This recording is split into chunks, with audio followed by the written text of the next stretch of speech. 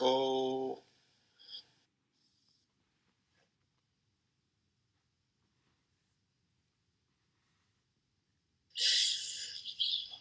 Oh. Hi, Vivienne. Hello. Hello. I made it. Yay. Yes. How are you? I'm good. Very good. Thank you. Very well. Yes. How are you? Here we go. I'm good, thank you. I'm good. Here's Francesca. Good. I know it's late for you, isn't it? There in Hong Kong. Yeah, it's midnight 30. So. Oh, hi. Okay. Yay! Hi. Yeah, we did it. We did it. Hi, Francesca. Hi. Seamless. Hi, Francesca. Yeah. Hi, Vivienne. Hello. Hi. Oh, lovely to meet you. So I'll just do a quick intro. I think everyone who's tuning in, I think they know why they're here anyway. So we're here with Francesca Grima, who is the daughter of Mr. Andrew Grima, and Vivienne Becker, the jewellery historian and author.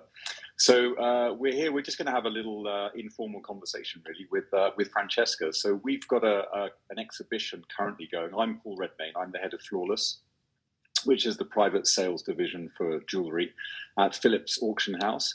And we have an exhibition with Vivarium, which is Vivienne Becker's entity. And this is our second in the series. So we did Woman to Woman back in May, and now we've got an exhibition entitled New Modernism. And we've got 3 beautiful pieces from Grima Jewellery. So 2 from Father Grima and 1 from Francesca Grima. And we're very honoured and very happy to have this opportunity now to chat with Francesca. So thank you for your time. You're in London, aren't you, Francesca? I am in London. Yes. Yes. You are. Still. But you didn't. But you grew up. You grew up in Switzerland, or you grew up in London? I grew up in Switzerland. I moved to Switzerland when I was 6 with my parents, obviously, and stayed there till 2012. So.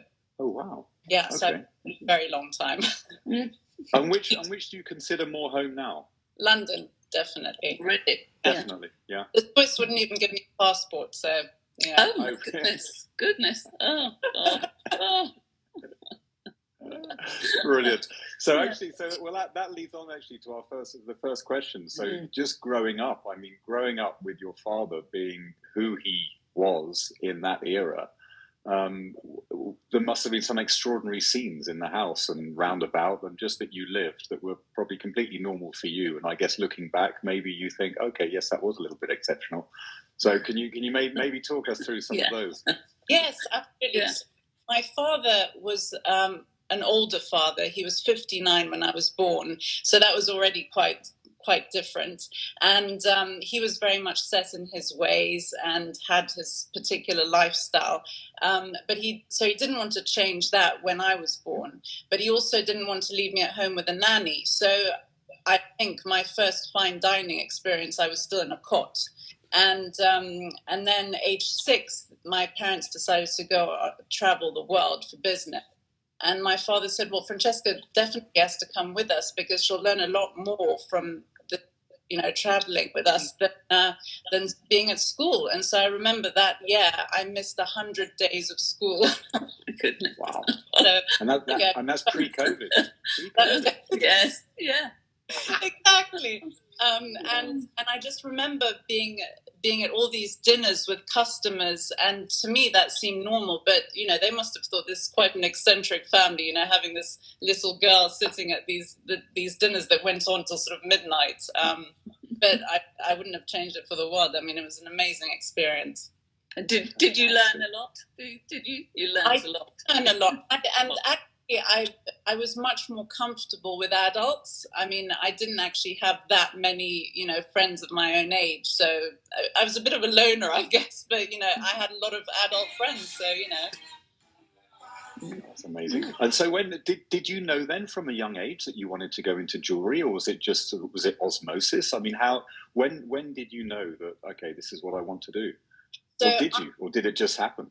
I watched my father sketching a lot, and I admired him, and I thought one day I'd love to be able to do this. In fact, in our archive, because he sketched everywhere and anywhere, in our archive we have plates with his sketches on them. We have, paper doilies from restaurants. And so I'd watch him and I think, oh, I really want to do this one day. And then I went through a phase as a teenager where I thought I might want to be a fashion designer. So my parents very sweetly supported me and took me to Rhode Island School of Design and Parsons to have a look around. And then my father said to me one day, you will end up with a lot of dead stock that you'll have to get rid of at the end of the season.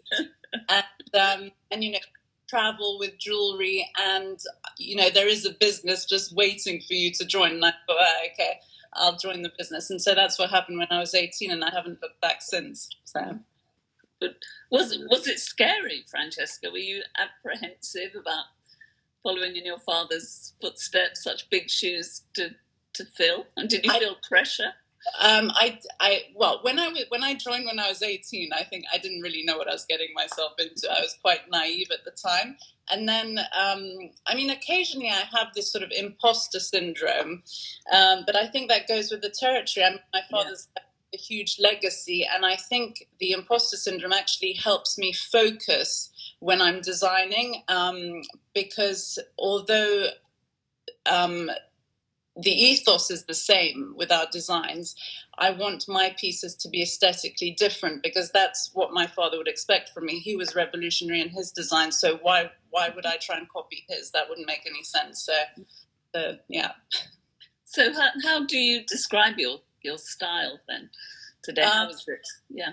Well, I would say I draw inspiration from so many different places. I'm an avid photographer, although I'm very amateur. So I walk around London with my camera and I find brutalist buildings to photograph. And I've recently got into sort of mid-century modern architecture and product designs. And during COVID, I was sort of sitting at home on my computer and sort of researching different product designers such as Dieter Rams, who used to design for Braun, and he actually designed the calculator that the iPhone calculator is modeled on. And they've been a huge inspiration to me. And I think, well, Dieter said, good design is as little as possible. And I think that's always in the back of my mind when I'm designing. I think if you have a beautiful stone as a protagonist, why complicate it? Why not just show off the stone's natural beauty rather than, taking credit for a seemingly complex design where you could just keep it really simple? I'd like to think my designs are beautifully simple, but have a soul. Mm-hmm. And that leads on to the similarities and differences between I'm sure you get asked all the time, between your work and your father's work. Yeah, so I think, the ethos is the same. So I think a piece of jewelry needs to be as beautiful from the back as it is from the front. And it needs to be handmade from start to finish, which is quite rare these days. But I think I use less texture on my gold. He was much more into his texture. I prefer a brushed finish. And I think my father was much more inspired by nature and organic forms, whereas I'm much more sort of structured and architectural. And I'd say that maybe some of my pieces are actually more masculine than my father's. Yeah. Which is strange. Yeah. And actually, did you work with him? I mean, how did he respond to what you were doing?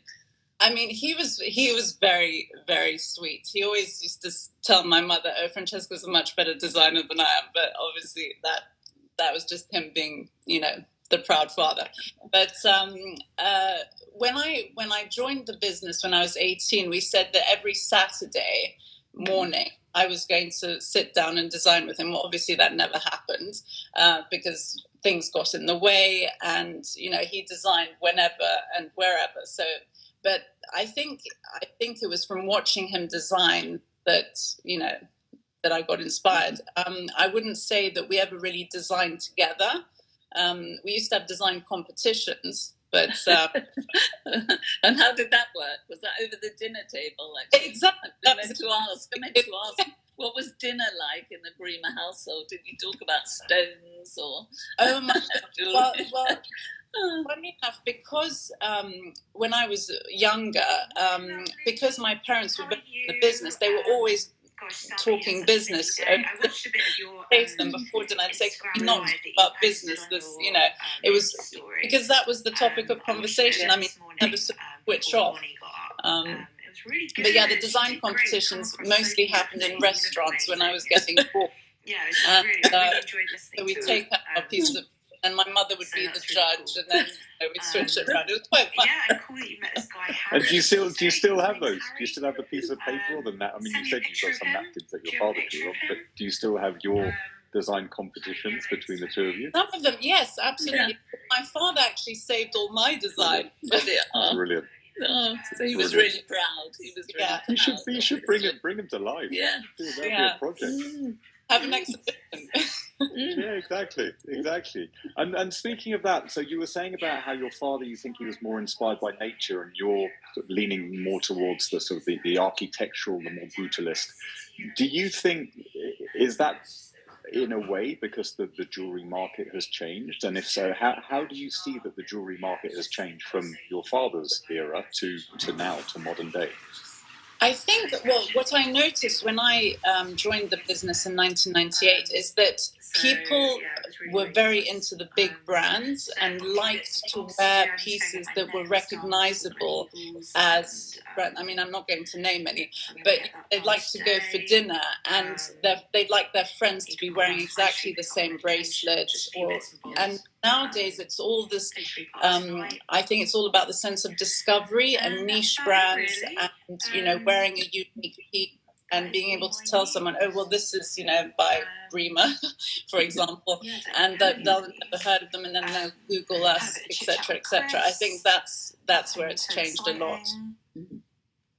Yeah. And maybe we should talk about the wonderful, we call it the dot ring that's in our new modernism selling exhibition. Paul and I call it that. I don't know. I showed it to my 10-year-old daughter, and she said, "Dad, it's like Yayoi Kusama." So bless her. She loves it. She loves it. Amazing. Yeah. So how did that? What was the inspiration on how was it? How was it made and crafted? Just talk us through that wonderful ring that everyone loves. So I always loved Yayoi Kusama's work. As I think the first time I entered one of her mirrored rooms, I thought this is dreamy, and it's taking me away from reality, and it's making me dream. And I think that's what art should do ultimately. And so I was fascinated by her work, and I really wanted to pay homage to her with one of my pieces, but I couldn't find her. Oh, so it really is. It really is. Okay, well, that's really interesting, isn't it? Really interesting. Yeah, great. Okay, yeah. So when I came across the white agate, I thought it needed a sort of a bold graphic element to make it work, because otherwise it would just be white agate. And so I started putting the dots together and literally and designing the piece with the dots on it. And then the goldsmith said, "Oh, I'll just set them on." And I said, no, it needs to be tactile. It needs to be flush with the ring, because especially a ring, you want to wear something that's beautiful, but it needs to feel beautiful as well. And so I made him inlay every single piece of gold into it so they would be flush. I mean, I think he was swearing off, but so for that ring, so I had a lady here in Hong Kong tried it on last week. First thing she said, quote unquote, she said this was designed by a lady. And I said, how? And I didn't give her any background. And wow. I said, these are the Grima pieces. She said, this was designed by a lady. And I said, what makes you say that? And she said, look, she said, when I close my fingers, she said, I can close my fingers. And she said, it's been thought about, the way that the angle, it goes up in the V. And she said, that's definitely a lady who's designed that. And then she said she referred to it as wearable art. And she said, this is a piece, she's a big art collector. And she said, this is a piece of wearable art. And is that something that you identify with? Is that what you're, I don't know, is it a byproduct of what you're doing? Do you hope to make wearable art? Is Is that a term that you're comfortable with? Yeah, I think it is, because I would like to think that my designs evoke an emotion like art. And I mean, someone can love a piece, they can hate it, but I would really not like it if they were indifferent towards it. That's my big thing. So, and also the beginning of my design process is probably facing the project as a piece of art, as an artist, a painter, a sculptor would. And then I go into the functionality, the wearability of it. That comes later, but the beginning is a sort of aesthetic as a work of art, yes. Mm-hmm. And when you work with stones, of course, like your father. Actually, do you still have a stock of stones from his treasury, or you buy them, and then does the stone inspire you? I mean, it's always that question, what comes first, the stone or the design? The stone definitely inspires me. That's the first thing, and that's why I find it so difficult to design without a stone. I find that really much challenging. So I'm always very proud when I can design something that's just gold, like the dot ring. Yes, and that. Well, it has a stone, it has a white agate, but that's the canvas in a way. Yeah, exactly. So, Exactly. yeah. So you design around the stone, then, do you? Always inspired by it. It's the way, the shapes, the cuts, everything. And do you go, Francesca, do you go looking for a certain stone? Do you have a stone in mind and you go looking for that? Or do you come across a stone and then it goes from there? Like, I'm always fascinated by the process in there. No, I come across a stone and that's when I get the idea. It's never really the other way around, actually. Right. We have a lot of jewelry, stone dealers that we work with, that my father worked with their etc. And they can give us the stones, and then a stone either speaks to you or it doesn't. So And did you learn about stones from your father? Did you go stone buying or gem hunting with him? Oh, definitely. Well, I remember yes, dealers come to the shop and I'd have a look. And I mean, actually, there are still stones in the stone box that I picked as a small it's wonderful. They're pretty awful that we ever put it in. And they ended up stuck in the box. But anyway. But you were with him. I was with him. Yeah. There's a client for everything.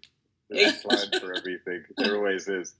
And speaking of that, of clients, do you have a typical client, or do you like what is the demographic? Is there an age group? Is there a geographic location, region where you're strongest that appeals, or is it just, I don't know, just describe a bit the clientele, your clientele?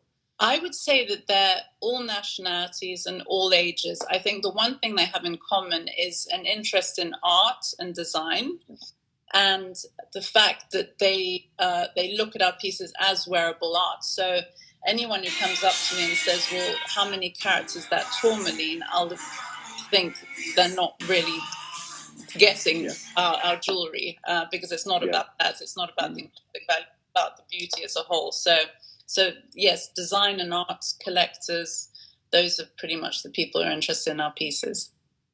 Yeah. And with the business, so how, obviously it's you and your mother now running the business. So how do you drive it forward? Like what's the driving force? What's the strategy? How do you do that day to day on top of the designing? So it's, yes, as you said, it's my mother and me and a couple of goldsmiths. And these goldsmiths worked with my father in the 70s, and we try and train new ones, although it's a kind of a dying art, because there are very few goldsmiths who make a piece of jewelry from start to finish. Normally it's sort of putting together castings for other jewelers. That's pretty much what they do these days, which is very sad. But so my mother and I do everything, which I love. I do everything from answering every message, every comment on Instagram, doing the photography, doing the PR. we don't pay for advertising, so all the editorial we get is because stylists like our pieces and like how different our jewelry is and like using it. And I wouldn't change this. I wouldn't change how small our business is. I mean, my father, he had shops around the world. He had 65 craftsmen working for him at one point. But maybe I'm a bit of a control freak. I just like the rapport I get with clients. It's not only about selling a piece of jewelry, it's also about the relationship and about meeting people who are enthusiastic about your designs, and that to me makes me very happy. So good. And just coming back to our theme of new modernism, your father, of course, was a pioneer. He was a leading protagonist of the modern movement in jewellery in the 60s and 70s. I know you're carrying on, or doing that, evolving his legacy. But do you feel that there's a revival of modernism, which we see? I mean, and how do you think it's changing, or why do you think people are drawn now to modernist designs? Well, I think modernism came after a time of political and economical transformation, and I think we're just undergoing the same thing again. And that's why we're revisiting this movement. I think the last few years we've definitely seen huge transformation, and I think that's why everything's coming back into fashion. Yeah, exactly. Yeah. Huge trend towards mid-century modern.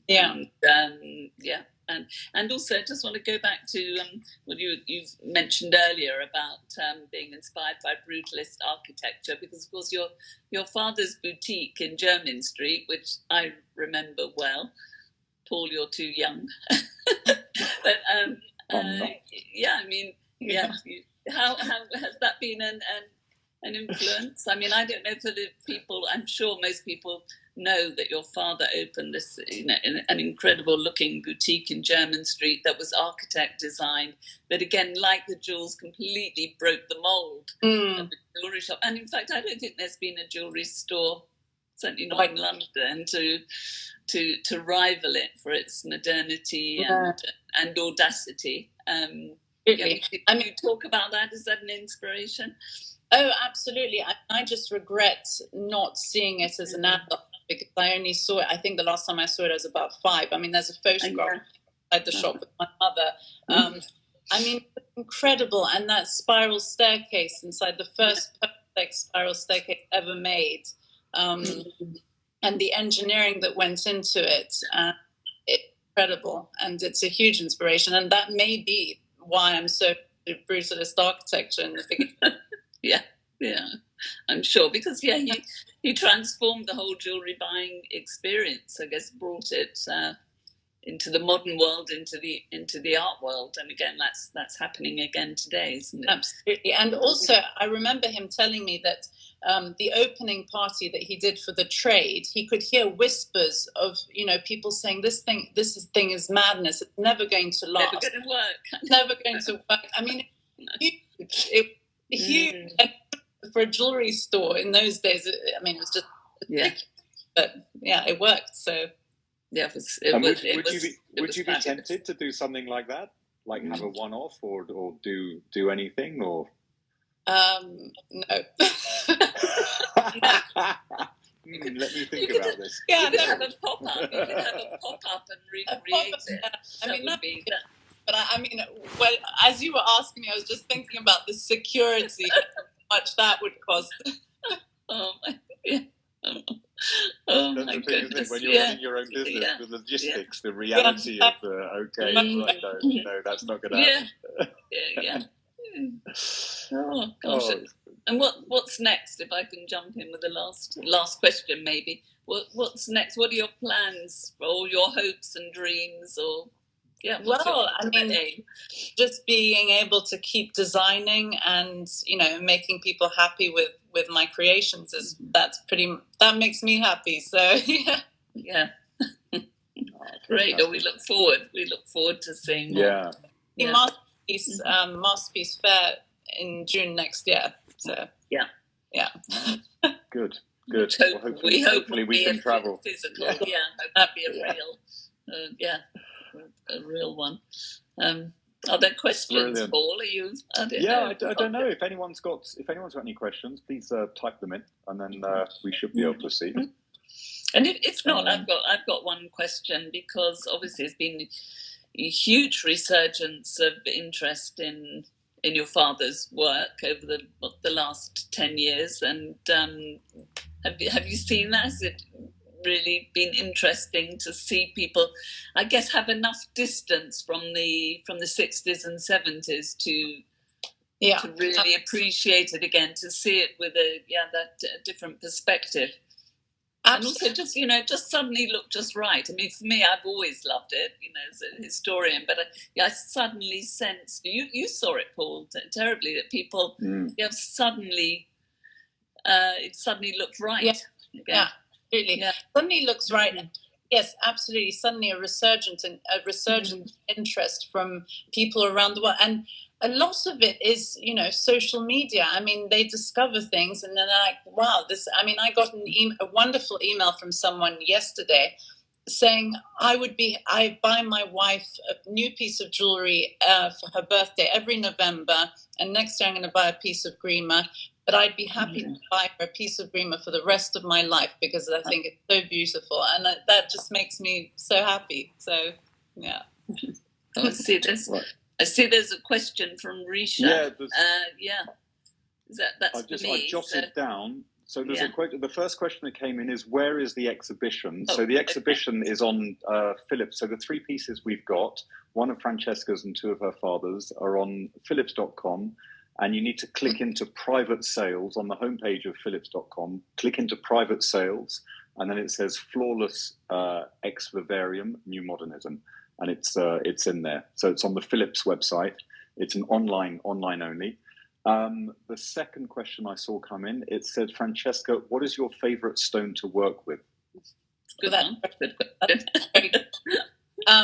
would say, I think tourmalines, because they come in an array of different colours, and I particularly like the sort of deep green tourmalines. And Vivienne, there was one for you. How would you describe the period we're in from a jewellery perspective? Yeah, God, that's a good and a tricky question, Risha. Well, I think we're in a transition away from the very convoluted narrative, fantastical figurative jewellery that we've seen, since 2000, and it's sort of dominated for about 2 decades. And now there is that shift towards purer compositions of line and form and colour and texture, and that's which is why we decided to take the theme of new modernism. But I think that modernism is driven very much, as it was in the 1920s, by new technology. So I think that the use of technology in jewellery design and jewellery making, the new materials, I think it's a time of transition and innovation. I mean, I also think it's interesting to say that your father's style, Francesca, was the last holistic jewellery style. That really we haven't had one. I mean, maybe we've had a Jarre-esque style, but I don't think there's been one holistic style that we can pin down, and I think that's interesting. And maybe, Risha, now perhaps we are on the brink of a whole new, a new genre of jewellery design. But definitely, it's almost less. It's less about hiding behind a convoluted narrative. It's less about creating a look and putting stones on it. The gemstone has to be an integral part of the design. I don't know if you agree with that, Francesca. It's not just ornament. It's not surface ornamentation any longer. It has to really be integrated into the design and the manufacture and the materials. I think it's a really exciting time. Really intense creativity. Absolutely. I think someone was asking about the earrings I'm wearing. Well, they're asking about your earrings, yeah. I'm actually wearing a Grima filter that you can find on our Instagram, and they're inspired by a photograph of Ursula Andress, who was wearing these opal earrings in a photograph in 1966, and these were part of a collection that won the Duke of Edinburgh Prize for Elegant Design, and we turned them into a filter during COVID, mostly for my amusement, but some other people used them. And there was another question that came in. Did Andrew Grima collaborate with anybody?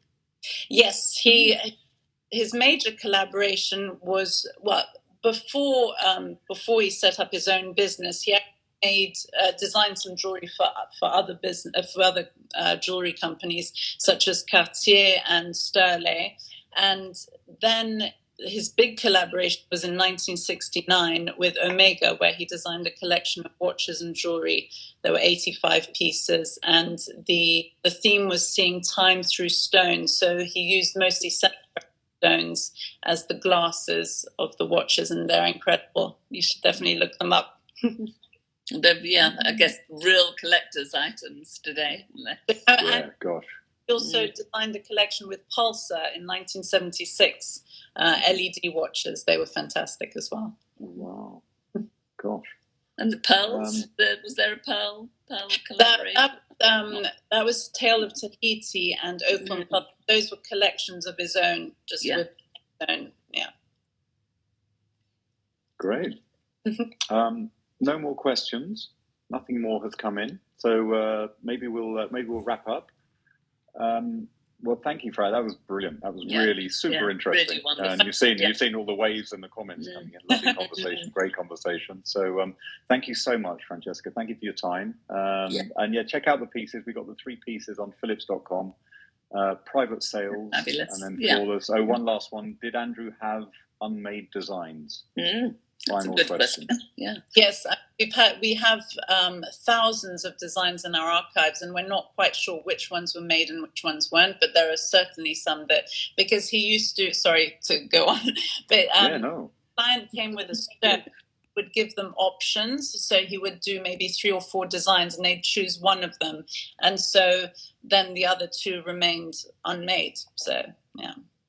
Do you make up the designs then? We always try and do something different. Yeah.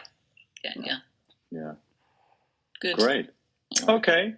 Thank you so much. Thank you, Francesca. I can't wait to see what comes next. So, exactly. And I love the filter. Brilliant. Yeah, we love it. I'm going to try that next time. I want to look like Ursula. I want to look like Ursula and. Okay. I mean, I was scared it was going to come off.